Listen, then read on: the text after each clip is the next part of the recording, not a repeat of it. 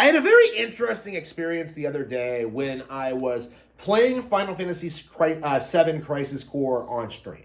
Right, I had never played this game before. I knew nothing about it. I had some like vague idea that it was like some prequel to Seven, and it was about Zack, and it was about fleshing out the setting in the world of Seven.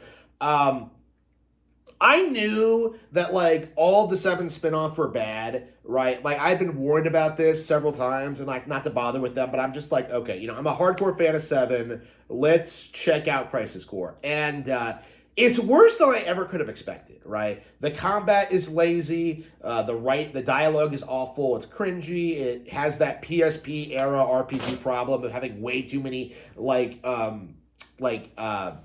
tutorials instead of having actual real story. Like it does so little to get you invested in like the plot and the setting, and it's kind of remarkable, honestly, like how little of like Crisis Core's elements have kind of become mainstream or popular in the community. Like this is a game that came out like a decade after the original Seven. Nobody cares about it at all. Okay, maybe there were some like hardcore Nomura fanboys that would try and sell you on this idea that this is some amazing thing, but like the reality of it is that Crisis Core is unbearably cringy. It's so bad, it's so lazy, it's so sloppy. It is like a defining example, I think, of everything wrong with like modern Final Fantasy. And it's so interesting to think that this game came out like almost 20 years ago, okay? It demonstrates how bad the PSP was, it demonstrates how bad Square was at the time, it demonstrates like how quickly Final Fantasy VII became irrelevant. Around this point, this is when we got like the Legend of Zelda Twilight Princess, which became like the best-selling Zelda game ever. Like even at that point, Zelda was stomping Final Fantasy. Even after the pretty cohesive narrative from the community that like Final Fantasy was way bigger and more successful than Zelda. It was very, very interesting to kind of like experience this and see how bad it was, right? It was very, very interesting to see like how bad it was even at that stage. But the thing that interested me about Crisis Core, and something that like I don't see a lot of people talking about, is how it is basically the remake. Okay, like it looks the same, it plays the same. Zack does like the same kind of like attacks Cloud does in the remake. Like it's very, very similar to the remake. And what really surprised me about this is like how little this came up when it came to like promoting the remake. Nobody talked about this, nobody brought it up. Like I never saw anybody look at like Final Fantasy VII Remake and try and tell themselves that like, oh, it's like Crisis Core. Like, no. What people were doing at the time were trying to gaslight themselves into like, oh, it's going to be like the original. They're going to toss out all the stuff from Crisis Core. They're going to like remake everything. It's going to be like a way more well-rounded, well-told a story with like the original characters. It's going to be great. And of course that didn't happen. Okay. Of course it was a complete disaster, but like that's the interesting thing about it, honestly, is that the remake isn't a remake of Final Fantasy VII. It's a sequel to Crisis Core, a game that already disrespected the original, a game that already went in a radically different direction, that was already like retconning things and like making radical changes to like what we knew about the characters and the setting and the lore and like all that. Like Crisis Core was already fan fiction nonsense that I think any serious fan kind of wrote off a long time ago.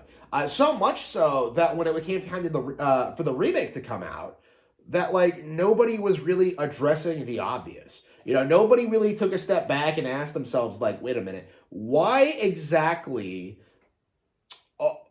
are these decisions being made? Why exactly are we having this real-time battle system? Well, obviously it's because this is what Square wants to do because they want to appeal to a mass audience. No. The reason Final Fantasy VII-R plays like complete garbage is because it is emulating Crisis Core specifically. The reason Final Fantasy VII is going in this direction is in order to try and legitimize Crisis Core as like a legitimate Final Fantasy game. This is Nomura trying to rationalize his fan fiction over the story and the characters. Okay. And this is why just another example why like Modern Square is just so garbage. Okay, this is the modern reason why that like fans really need to be more upset about the remakes is that things like this are becoming more and more prevalent, right? We were told going into Seven Remake that like it's nothing like the Crisis Core. We're gonna ignore all that shit. Like this is gonna be nothing like that, and like it's more like that stuff than the original game. Like it is appalling seeing this happen again and again, and seeing people continue to buy into it out of their sense of nostalgia. And that is the core problem with the Final Fantasy VII community right now, or rather, like the nostalgia. Stopped at 7 players. Like we've always talked about how like Super Metroid fans like have never like moved past it and played another Metroid game. Like it is very common for Final Fantasy VII fans for that to be like the only RPG they've ever played. And like I love Final Fantasy VII. I understand like why it's so appealing to people, and I understand why it's a big deal. But it's like at the same time, you really do have to stop and take into consideration that this is a game that really, truly, spectacularly, really, really, really should.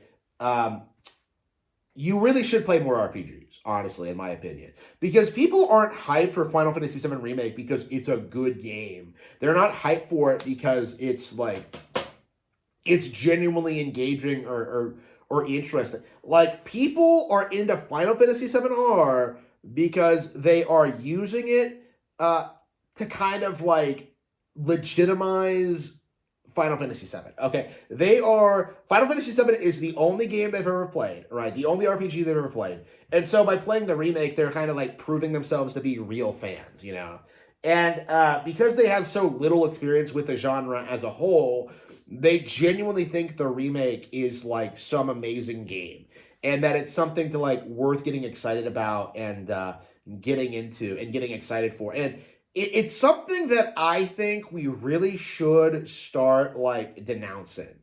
Something that we really should start like talking more about how these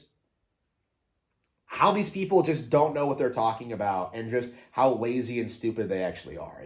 It's like if you love this genre, if you love Final Fantasy VII, wouldn't you want to play other games like it? Wouldn't you want to like, play other Final Fantasy games or other games from Square or like RPGs from other developers, some of which are better than Final Fantasy VII actually, especially if you're a Nintendo fan.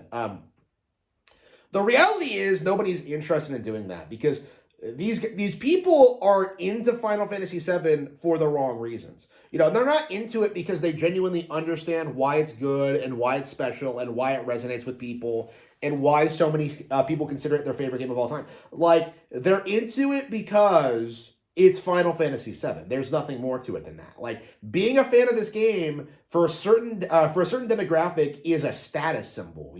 In a lot of ways, it's the Halo of its time, right? Like, it's not popular for being a good RPG. It's popular for the cinematics and the waifu bits.